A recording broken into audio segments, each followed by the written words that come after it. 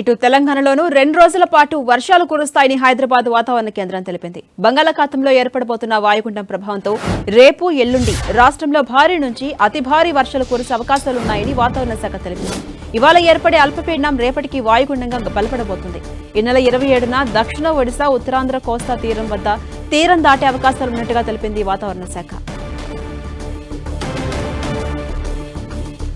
ఇదే అంశంపై మరింత సమాచారం మా ప్రతినిధి రాముడు అందిస్తారు. రాముడు, మరొకసారి రాష్ట్రంలో భారీగా వర్షాలు కురిసేటువంటి అవకాశం ఉందని హైదరాబాద్ వాతావరణ కేంద్రం తెలిపింది.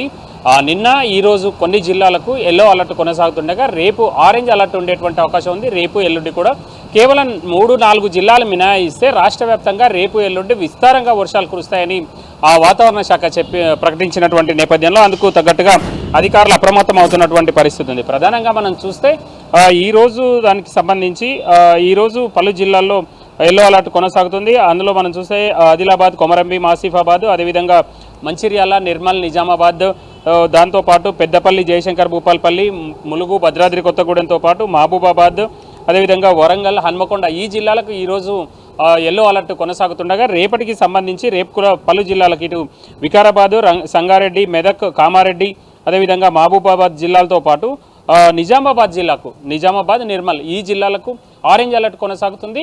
ఎల్లుండి కూడా ఇదే విధమైనటువంటి పరిస్థితి ఉండేటువంటి అవకాశం ఉంది. ఇప్పటికే హైదరాబాద్ నగరం మొత్తం కూడా మేఘావృతమైనటువంటి పరిస్థితి ఉంది. గడిచినటువంటి 24 గంటల్లో తెలంగాణలో ములుగు, అదేవిధంగా జయశంకర్ భూపాల్పల్లి ఈ ప్రాంతాల, ఖమ్మం ఈ ప్రాంతాలకు సంబంధించి 8 సెంటీమీటర్ల వరకు వర్షపాతం నమోదైనటువంటి పరిస్థితి ఉంది. దాంతో భారీగా వర్షాలు వస్తే ఆయా జిల్లాల్లో ఇబ్బందులు తలెత్తేటువంటి అవకాశం ఉన్నటువంటి నేపథ్యంలో అందుకు తగ్గట్టుగా అక్కడ ఉండేటువంటి రెవెన్యూ యంత్రాంగం, అదేవిధంగా ఆయా ప్రాంతాల్లో ఉండేటువంటి మున్సిపాలిటీలు, కార్పొరేషన్లలో ఉండేటువంటి మున్సిపల్ డిపార్ట్మెంట్స్ అంతా కూడా సరైనటువంటి చర్యలు తీసుకోవాలని హైదరాబాద్ వాతావరణ శాఖ అధికారులు వాళ్ళకు సూచించినటువంటి నేపథ్యంలో గవర్నమెంట్ కూడా ప్రత్యేకంగా ఆదేశాలు జారీ చేసింది. దాంతోపాటు హైదరాబాద్ చుట్టుపక్కల ప్రాంతాల్లో కూడా అవసరమైనటువంటి చర్యలు తీసుకోవాలి. ఏమన్నా భారీ వర్షాలు వస్తే 24 అవర్స్ అప్రమత్తంగా ఉండే విధంగా హైడ్రా టీంలను, అదేవిధంగా జిహెచ్ఎంసీకి సంబంధించినటువంటి అధికారులను ప్రభుత్వం ఆదేశించింది. దాంతోపాటు ప్రధానంగా భారీగా వర్షాలు వచ్చాయంటే హైదరాబాద్ నగరంలో ఎక్కువగా ట్రాఫిక్ రద్దీ ఉంటుంది కాబట్టి ట్రాఫిక్ పోలీసులు కూడా అప్రమత్తంగా ఉండాలని సూచించారు. ఈ నేపథ్యంలో రాబోయేటువంటి 2-3 రోజుల్లో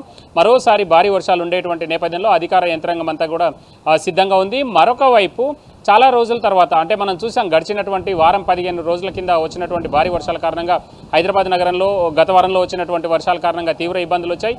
దాంతో రాష్ట్రంలోనూ అటు హైదరాబాద్లోనూ అవసరమైనటువంటి చర్యలకైతే అధికారులు సిద్ధంగా ఉన్నారు. రైట్, థ్యాంక్ యూ రాముడు.